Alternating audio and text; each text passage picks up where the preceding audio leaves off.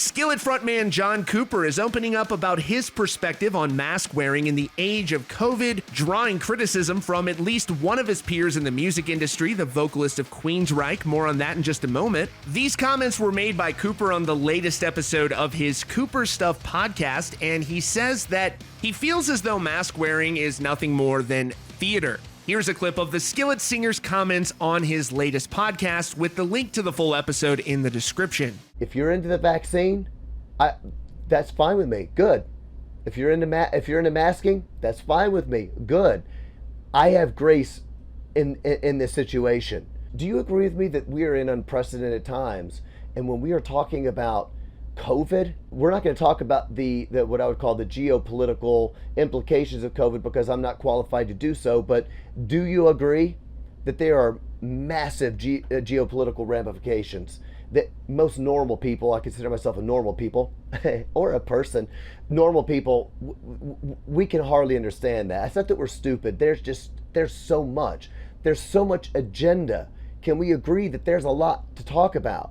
It's pretty easy to make an argument, and again, I'm not picking on Beth, it's just the one that happened this week. This is all over the place and woke Christian Twitter. It's pretty easy to make a case for anything and then say, because of love of neighbor, isn't it? That's your whole argument? Jesus wants us to love people, love your neighbor, so get your Jesus walk in order. I tweeted about 8 months ago, I saw a picture of it was a billboard in Canada, and it's a picture of a baby, and on the billboard it says, the greatest gift that you can give your child is not having a second child. You hear that? The greatest gift you can give your child is not having a second child. I don't remember what organization it was that said it on the billboard. I tweeted it. You can always go back and look. One of these, probably like the degrowth movement or the depopulation movement, whatever.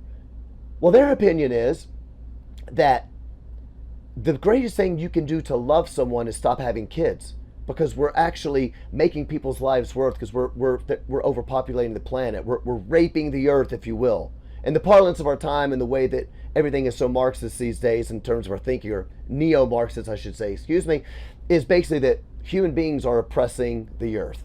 Stop having kids. You're hurting those other people. The greatest love you could do is to not be selfish. This isn't about your rights. You see, this isn't about your rights. Don't be selfish. It's not all about you. Well, I can have another baby if I want to. Don't. Show true love and stop having kids. In fact, maybe don't have any kids at all. It's not about you. So then if you believe that, well, then what do you say? Well, Jesus said, love your neighbor as yourself. And so don't have children, guys. You can apply that to anything. And that's where this stuff, to me, gets really dangerous. So here we go, Proverbs 18:17. The one who states his case first seems right until the other comes and examines him. So let me just respond. This is my thing. I told you I'd go really fast, and you can turn me off if you don't want to.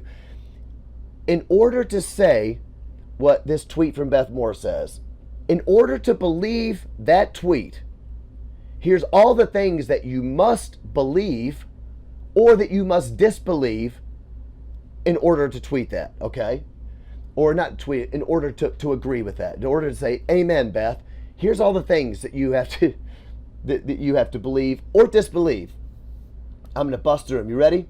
Starting number 1, you must apply single factor analysis.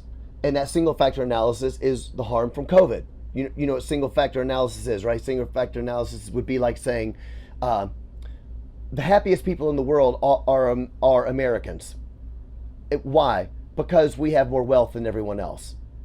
Well, everybody knows that's just because you have more wealth than everybody else doesn't mean you're the happiest. There's a lot of factors that would have to go into that, right? You would look up suicide rates. You would look up all sorts of things in order to come to a conclusion of what you consider to be the happiest country on earth, right? Single factor analysis is a huge problem. Sorry, I want to explain that. All right, number 1, you must apply single factor analysis, the harm from COVID.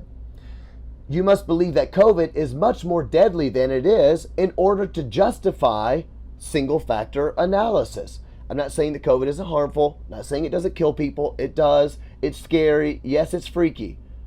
But you have to think that it's deadlier than it is in order to justify single factor analysis, that nothing else matters. Number 3, you must believe that the information we are receiving from the government, medical establishment, big tech, and big media is accurate and true. I'm just saying. You must ignore the fact that big tech is conjoined with the medical community to censor, pull down competing research, stats, and scientific research that doesn't agree with what our overlords tell us, right? You got to ignore it. Hey, did you guys see that thing on Facebook? It got yanked down already. We got to ignore that. You must disbelieve or ignore the clearly untrue things that we are told, the contradictory information, but still be willing to act upon the ever-changing and unquestioned guidance of the institutions.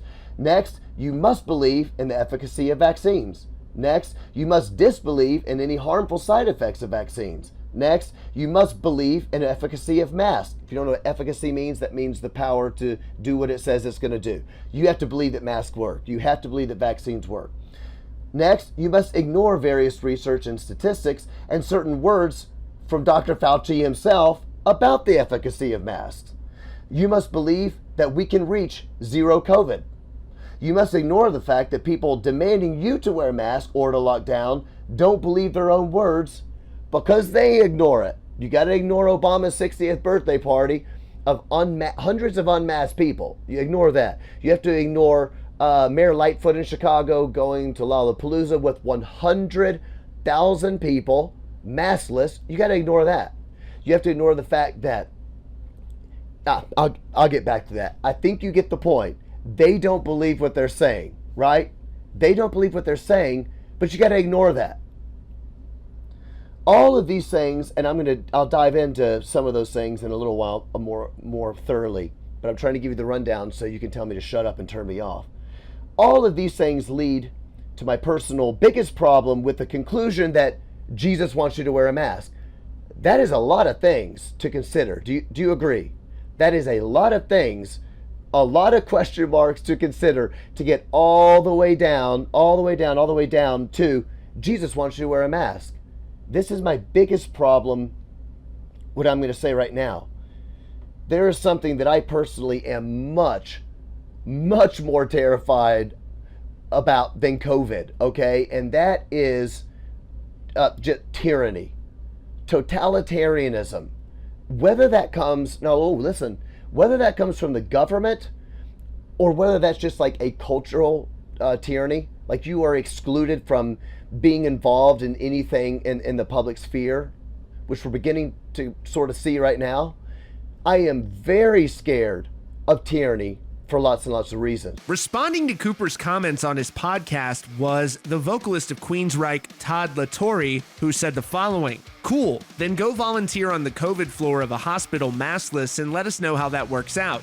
He believes in a mythical celestial dictator, but doesn't believe in science. Got it. That's your latest update from Rockfeed. Be sure to click the subscribe button and the notification bell so you don't miss out on future stories. Check out the recommended videos on your screen and visit rockfeed.net for more.